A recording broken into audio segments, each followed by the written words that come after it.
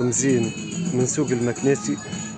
نعطيكم لمحة عن الأسعار. الخضروات والغلال بصل 15 دينار، القراعة 15 دينار، الفلفل 2500، طماطم دينار، البطاطا ب2500، فقوس ب2500، العنب 5800، المدنية 3500، تفاح 4500، خوخ 3500، والرمان ب 18100، والبنان ب 11000.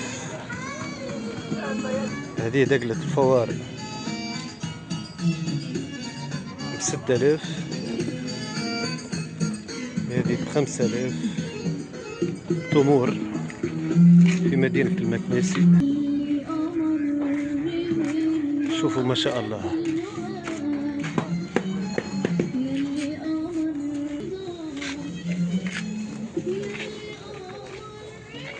بريق الانستغرام الشريك ما شاء الله.